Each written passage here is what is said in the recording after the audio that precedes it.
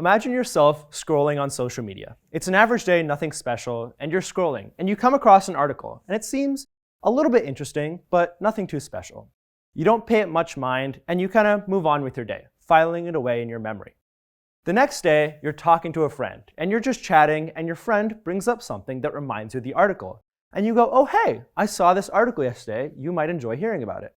But guess what? You've just spread misinformation. Now you might say, Arnav, that's an exaggerated scenario. Or Arnav, I'm too smart to spread misinformation, it could never happen to me. But you'd be wrong. No one is immune to misinformation. It's prevalent everywhere today in our society. And there's three main ways that misinformation really affects us. The first is through something called the illusory truth effect. The second is through our attention span.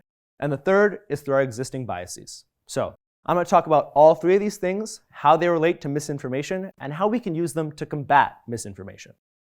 So we'll start with the illusory truth effect. What is that? Well, the illusory truth effect depends on fluency. Fluency is the idea that when you see any kind of stimulus again and again and again, it leads your brain to process it easier. And that's fluency. The illusory truth effect is an extension of fluency. When we're fluent in something, because it's easier for our brain to process, it must be true. It confuses fluency with truth, and it leads you to believe that something you've seen before might be true, even if it's not.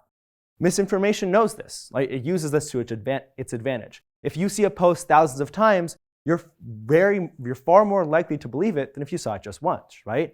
If you see a post again and again and again and again and again and again and again, you're way more likely to believe it than if you've seen it just once.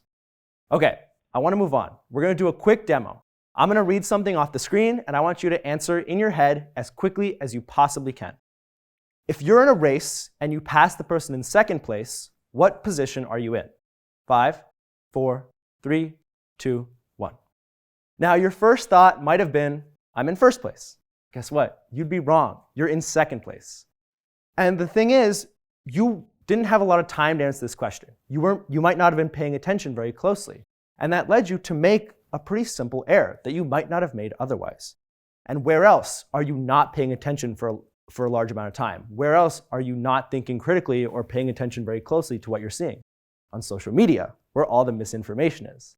That means that an article or a headline that you might easily falsify by reading for a few seconds could very easily slip by your defenses and be filed as true if you don't pay attention close enough. Now, misinformation also affects our biases, right? We want to believe things that are true. We want to believe things we already believe in. We want the world to align with our beliefs. So, if you're the person in the middle here, and all your friends on one side are saying, red hats are wonderful, they're great for your health, they boost your immune system, you should wear a red hat. But all your friends on the other side are saying, red hats suck, they're bad for your immune system, they make you lose all your hair, something like that.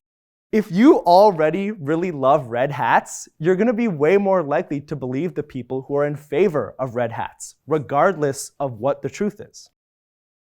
So misinformation knows this, and it uses this to its advantage. You're more likely to believe a headline, an article, a tweet, if it aligns with your political beliefs than if it doesn't. And misinformation knows that and will use that to its advantage. Now, I've painted kind of a bleak picture, made it seem like there's no way that we can avoid misinformation. It takes out all of our processes, and there's nothing we can do to prevent it. But there are a few ways that we can really try and combat misinformation. The first is by just taking time to think when we scroll, right? Just pause, take some moments, and try and process what you're seeing. The second is to reconsider your biases, right? Do you want to believe this because it's true, or because you want to believe this? And finally, be aware of the illusory truth effect. How many times have I seen this article, right? Has it been posted a million times, and that's why I think it's true, or do I actually think it's true? So let's go back to our original scenario, right? You're scrolling on Instagram, Facebook, what have you, and you come across an article and you think, let me take a second, let me think about this. Or maybe you come across an article and you go, I really want this to be true, but is it true? Or maybe you come across an article and you go, is this true? I've seen it a lot everywhere, so I don't think so. Regardless of how many of these strategies you use, hopefully they've helped you a little bit in the battle against misinformation. Thank you.